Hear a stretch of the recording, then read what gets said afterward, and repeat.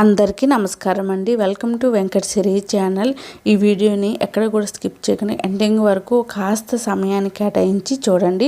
Video నచ్చితే తప్పకుండా like చేసి వెంకట సిరి ఛానల్ని సబ్స్క్రైబ్ చేసుకోండి. బట్టలు లేకుండా స్నానం చేసే ప్రతి స్త్రీ ఈ వీడియోని తప్పక చూడండి.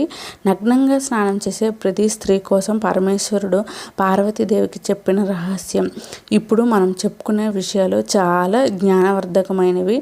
ఇంట్లో ధనం నిలబడటం లేదా స్నానం చేసేటప్పుడు స్త్రీలు ఈ పరిహారాన్ని తప్పకుండా పాటించండి. మీకు ఆకస్మిక ధన ప్రాప్తి కలుగుతుంది. దానితో పాటు ఎవరైతే మహిళలు నగ్నంగా స్నానం చేస్తారో వారి కోసం కూడా ఒక సంతోషకరమైన వార్త ఉంది.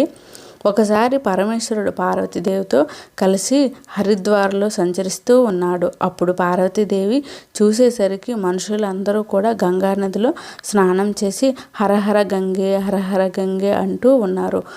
మీరు ఈ కథను వింటున్నట్లయితే పూర్తిగా వినండి, ఎందుకంటే సగం జ్ఞానం ఎప్పుడూ కూడా పనికిరాదు. అందుకే ఈ వీడియోని చివరి వరకు చూడండి. పార్వతీదేవి చూసేసరికి మనుషులందరూ కూడా గంగా నదిలో స్నానం చేసి హరహర గంగే హరహర గంగే అంటూ ఉన్నారు. అందరూ కూడా దుఃఖములలోనూ బాధలతోనూ ఉన్నారు. అప్పుడు ఆశ్చర్యంతో పరమేశ్వరుని ఈ విధంగా పార్వతీదేవి అడిగింది, పరమేశ్వర, గంగా నదిలో స్నానం చేసినట్లయితే సమస్త పాపాలు తొలగిపోతాయని అంటారు కదా, మరి వీళ్ళ పాపాలు దోషాలు ఎందుకు తొలగిపోలేదు స్వామి? గంగా నదిలో అంత శక్తి లేదా అని పార్వతీదేవి ఆ పరమేశ్వరుని అడిగింది. అప్పుడు పరమేశ్వరుడు అంటున్నాడు, పార్వతీదేవి, గంగా నదిలో ఇప్పటికీ కూడా ఆ శక్తి అనేది ఉంది. కానీ ఈ మనుషులందరూ పాపనాశనం గంగా నదిలో స్నానమే చేయలేదు. ఇక వారికి మంచి ఎలా జరుగుతుంది అని అంటాడు. పార్వతీదేవి ఆశ్చర్యంతో శివుణ్ణి అడుగుతుంది, ఏంటి స్నానమే చేయలే? అదేమిటి స్వామి, గంగా నదిలో స్నానం చేసే కదా అందరూ వెళ్తున్నారు, ఇంకా వారి ఒంటి మీద తడి కూడా ఆరలేదు. అప్పుడు ఆ పరమేశ్వరుడు అంటున్నాడు, వీళ్ళు కేవలం నదిలో మునిగి వస్తున్నారు అంతే. నేను నీకు ఒక రహస్యాన్ని చెబుతాను విను. మరుసటి రోజు చాలా జోరుగా వర్షం కురుస్తూ ఉంది. 4 వైపులా వర్షం నీటితో మునిగిపోయి ఉంది. చాలా గుంతలు పడి ఉన్నాయి. పరమేశ్వరుడు ఒక వృద్ధుడు రూపాన్ని ధారణ చేశారు. పరమేశ్వరుడు కావాలని వెళ్ళి ఒక గోతిలో పడిపోయాడు. పరమేశ్వరుడు గోతిలో పడిపోయి ఉన్నారు. పక్కనే మనుషులు వెళుతూ ఉన్నారు. అయ్యో, ఒక మనిషి గోతిలో పడిపోయాడని కనీసం తీయటానికి కూడా ఎవరూ రావడం లేదు. పరమేశ్వరుడు ముందుగానే పార్వతీదేవికి చెప్పి ఆ గొయ్యి దగ్గరే పార్వతీదేవిని కూర్చోబెట్టారు. నువ్వు గట్టిగా అరుస్తూ ఉండు, నా వృద్ధుడైన భర్త ఈ గోతిలో పడిపోయారు. ఎవరైనా పుణ్యాత్ములు ఉన్నట్లయితే నా భర్తని బయటికి తీయండి, అసహాయతలో ఉన్నాను, దయచేసి సహాయం చేయండి అని అడిగి ఎవరినైనా నన్ను బయటికి తీయడానికి వచ్చినట్లయితే అప్పుడు నువ్వు వారికి చెప్పు, నా భర్త ఎప్పుడూ కూడా ఎటువంటి పాపాలు కూడా చేయలేదు. నా భర్త మీద చేయి వేసేవారు ఎటువంటి పాపాలు కూడా చేసి ఉండకూడదు. అటువంటి వారే నా భర్త మీద చెయ్యి వేయాలి అని అలా చెప్పమని పార్వతీదేవికి పరమేశ్వరుడు చెప్తాడు. ఎవరైతే నా భర్త మీద చెయ్యి వేస్తారో వారు భస్మం అయిపోతారని చెప్పమంటాడు. పార్వతీదేవి సరేనని చెప్పి అక్కడే కూర్చొని ఉంది. పార్వతీదేవి అక్కడ కూర్చొని పరమేశ్వరుడు చెప్పిన విధంగా గంగా నదిలో వెళ్ళి వారికి వచ్చేవారికి ఆ పరమేశ్వరుడు చెప్పిన మాటలు అందరికీ చెబుతూ ఉంది. గంగా నదిలో స్నానం చేసి గుంపులు గుంపులుగా జనం వస్తూ ఉన్నారు. సుందరమైన స్త్రీ అక్కడే కూర్చొని ఉండటం చూసి చాలామంది మనుషుల్లో చాలా దుష్టమైన ఆలోచనలు కూడా వస్తున్నాయి. అయితే పార్వతీదేవితో చాలామంది ఈ విషయాన్ని కూడా చెప్పారు. ఆ ముసలివాడిని చనిపో, నువ్వు ఎందుకు ఆ ముసలివాడి కోసం ఏడుస్తున్నావు అని. ఇంతలో ఒక పుణ్యాత్ముడు చేయగలిగిన వాడు ఒక మనిషి అక్కడకు వచ్చాడు. ఏమిటి, మీ భర్తను బయటకు తీయాలా అని అన్నాడు. భర్తను బయటకు తీయాలా అని అన్నాడు. అవును అని చెప్పేసరికి తర్వాత పార్వతీదేవి చెప్పిన మాటలు విని ఆ వ్యక్తి కూడా ఆగిపోయాడు. ఆ వ్యక్తి అనుకున్నాడు, నేను ఇప్పుడే కదా గంగా నదిలో స్నానం చేసి వచ్చాను, అయినా నాకెందుకులే, నేను భస్మం అయిపోతానేమో అనుకొని ఆ వ్యక్తి అక్కడి నుంచి వెళ్ళిపోయాడు. వచ్చిన వారు ఎక్కడ భస్మం అయిపోతామో అని భయపడి వెళ్ళిపోతున్నారు. ఎవరు కూడా ఆ ముసలి వ్యక్తిని పట్టుకునే సాహసం చేయలేదు. గుంపులుగా జనం వస్తున్నారు, అడుగుతున్నారు, వెళ్ళిపోతున్నారు. సాయంత్రం అయిపోతుంది. పరమేశ్వరుడు అంటున్నాడు, చూసావా పార్వతీదేవి, ఎవరైనా స్వచ్ఛమైన మనసుతో గంగా నదిలో స్నానం చేయడానికి వచ్చారా? కొంతసేపటి తర్వాత ఒక యువకుడు గంగా నదిలో నుండి హరహర గంగే అంటూ వస్తున్నాడు. పార్వతీదేవి ఆ యువకుడికి కూడా విషయాన్ని చెప్పింది. ఆ యువకుడు హృదయంలో కరుణతో నిండిపోయింది. ఆ యువకుడు పరమేశ్వరుని తీయడానికి సిద్ధమవుతున్నాడు. అప్పుడు పార్వతీదేవి ఆపి చెబుతుంది, నువ్వు ఎటువంటి పాపాలను కూడా చేయకుండా ఉన్నట్లయితే నా భర్తను తాకు, లేదంటే నా భర్తని తాకగానే నువ్వు భస్మం అయిపోతావు అని ఆ యువకుడికి చెబుతుంది. ఆ వ్యక్తి అదే సమయంలో ఎటువంటి సంకోచం లేకుండా నిశ్చయంతో ఆ యువకుడు అంటున్నాడు, అమ్మా, నేను పాపాత్ముడను, ఆ విషయంలో మీకు సందేహము ఎందుకు? మీరే చూశారు కదా, ఇప్పుడే నేను గంగా నదిలో స్నానం చేసి వస్తున్నాను. గంగా నదిలో స్నానం చేసి వచ్చిన తర్వాత ఎవరిపైన కూడా పాపాలు ఉండవు కదా అని చెబుతూ ఆ వ్యక్తి పరమేశ్వరుని ఒక దెబ్బకు లాగాడు. పార్వతి పరమేశ్వరులు ఇద్దరూ కూడా అసలైన రూపాన్ని దర్శనం చేసి ఆ యువకుడికి దర్శనమిచ్చి అంతరార్థనం అయ్యారు. అప్పుడు పరమేశ్వరుడు చెబుతున్నాడు, పార్వతి, అంతమంది జనంలో ఒక్క వ్యక్తి మాత్రమే గంగా నదిలో స్నానం చేశాడు. ఎవరైతే వ్యక్తులు ఎటువంటి శ్రద్ధ విశ్వాసం లేకుండా డాంబికాలు కోసం మాత్రమే గంగా స్నానం చేస్తారో వారికి వాస్తవిక ఫలితాలు అనేవి లభించవు. దానివల్ల గంగా స్నానం వ్యర్థమవుతుంది.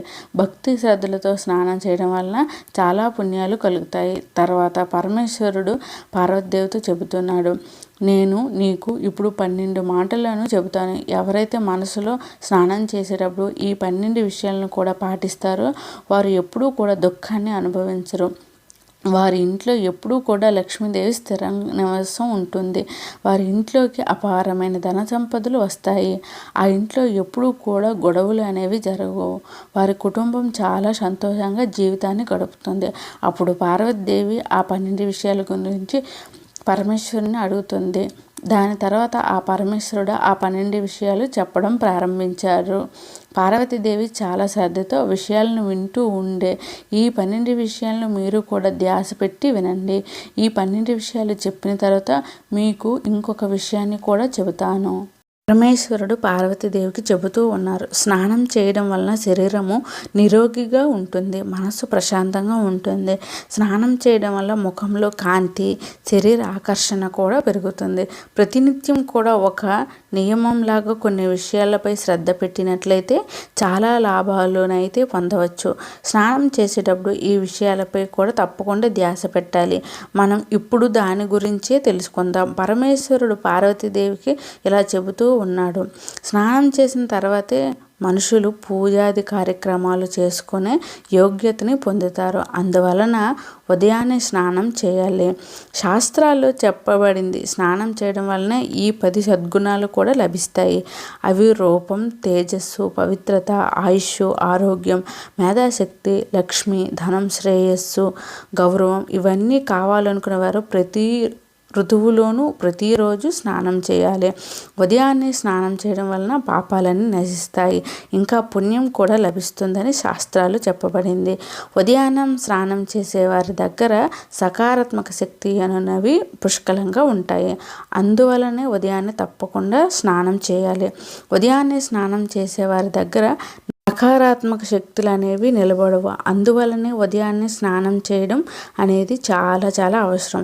అనారోగ్యంగా ఉన్నప్పుడు తల కింది భాగం నుండి అంటే ఒంటికి మాత్రమే స్నానం చేయాలి, లేదా తడి బట్టతో శుభ్రం చేసుకోవడం కూడా ఒక రకమైన స్నానమే. ఉదయాన్నే స్నానం చేయడం చాలా శ్రేష్టమైనదిగా చెప్పబడింది. ఏ నది రేవులలో అయితే బట్టలను ఉతుకుతూ ఉంటారో అక్కడ జలం అపవిత్రంగా చెప్పబడింది. అందువలన అక్కడి నుంచి కొంచెం దూరంలో స్నానం చేయాలి. నదిలో 11 సార్లు మునగడం అనేది శుభప్రదంగా చెప్పబడింది. అందుకే పవిత్ర నదుల్లో బట్టలను ఉతకడం నిషిద్ధంగా చెప్పబడింది. నదులలో ఎటువంటి మురికిని కూడా వదలకూడదు. గంగాదేవి చెబుతుంది, గంగా నదిలో స్నానం చేయలేని వారు మీరు ఎక్కడ స్నానం చేస్తున్నా కూడా నా నామస్మరణం చేస్తే చాలు, నేను ఆ జలంలోకి ప్రవేశిస్తాను అని ఇంకా ఆ పరమేశ్వరుడు చెబుతూ ఉన్నాడు. పార్వతీదేవి, ఇప్పుడు నేను నీకు స్త్రీల గురించి చెబుతాను. స్త్రీలు నగ్నంగా స్నానం చేస్తూ ఉంటారు.